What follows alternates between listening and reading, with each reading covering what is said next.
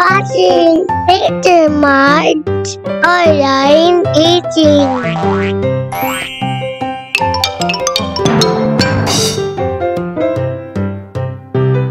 Hi there, kids! Welcome to our YouTube channel. My name is Teacher March at ako ang inyong bagong makakasama sa pagsusulat, pagbabasa, pag-aaral at marami pang iba. Kung handa na kayong matuto, simulan na natin ang ating aralin. Ngayong araw ay pag-aaralan natin ang mga patinig. Makinig ng mabuti, maghanda, at sabay tayong matuto. May 5 patinig sa ating alpabetong Filipino. Ito ay ang mga A, E, I, O, at U. Ulitin natin mga bata. A, E, I, O, U. Magaling! Ngayon naman ay pag-aralan at tukuyin natin ang bawat patinig at ang mga salita na nagsisimula sa mga ito. Ang ating unang patinig ay ang letrang A. A. Ulitin nyo nga mga bata. A. Ibuka ng maayos ang bibig at sabihin A. Magaling! Ang ating unang salita ay aso. Ang aso ay nagsisimula sa patinig A. Ulitin nyo nga. A. Aso. Ang susunod na salita ay araw. Araw. Ang salitang araw ay nagsisimula sa patinig A. Ang susunod ay apoy. Apoy. Ulitin nyo nga. Apoy. Ang salitang apoy ay nagsisimula sa patinig A. Kayo naman, mga bata.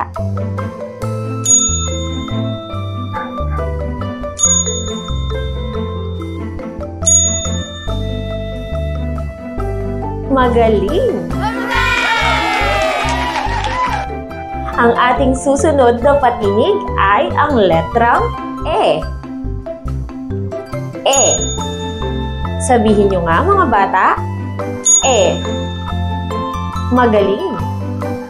Ang ating unang halimbawa sa patinig E ay eroplano. Eroplano.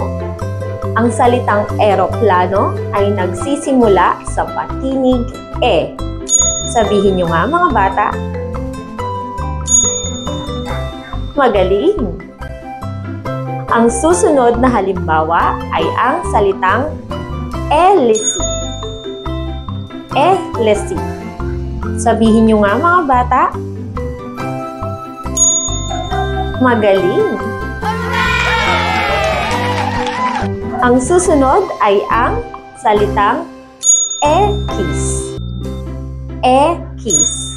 Sabihin nyo nga mga bata. Magaling! Ang susunod na patinig ay ang titik I. I. Inyo nga itong bigkasin.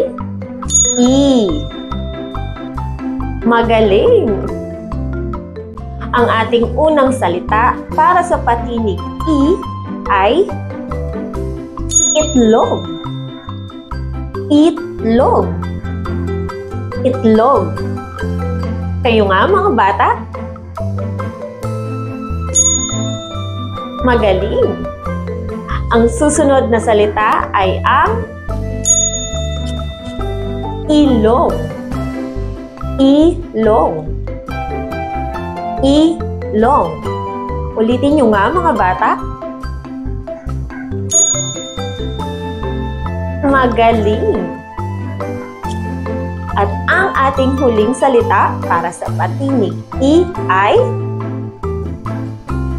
isda. Isda. Isda. Ulitin nyo nga mga bata.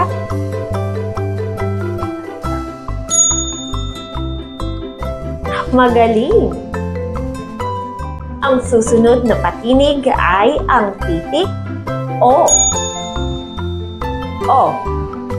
Sabihin nyo nga mga bata. Magaling! Ang ating unang salita para sa patinig O ay ang salitang oso. Oso. Oso. Sabihin nyo nga mga bata.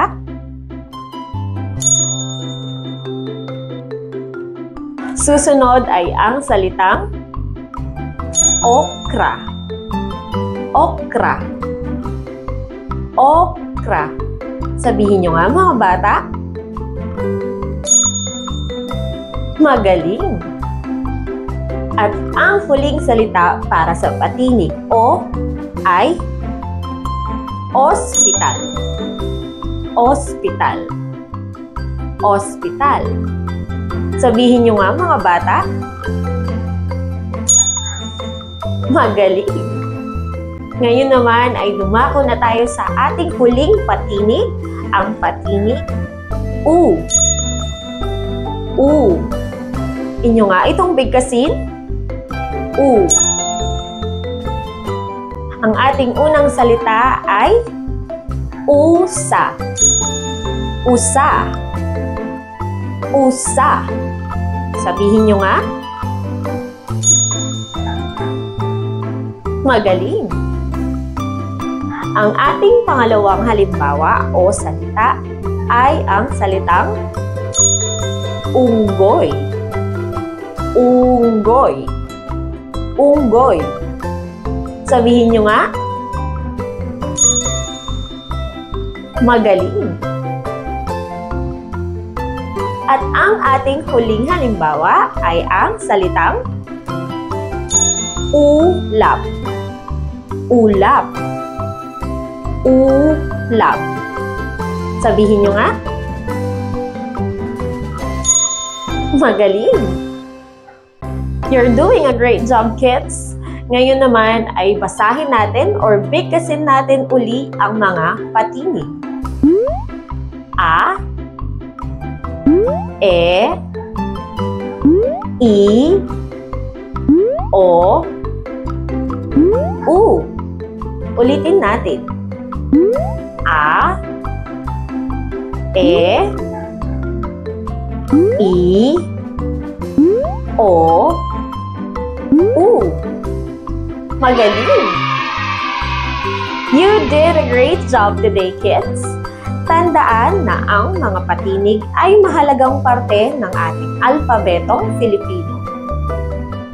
At kung nag-enjoy kayo, natuto at gusto nyo pa ng ganitong mga klaseng aralin, huwag kalimutang mag-like, share at subscribe. Hanapin lamang sa inyong search bar ang ating YouTube link na Teacher March Online Teaching. See you next time! You're watching Teacher March Online Teaching.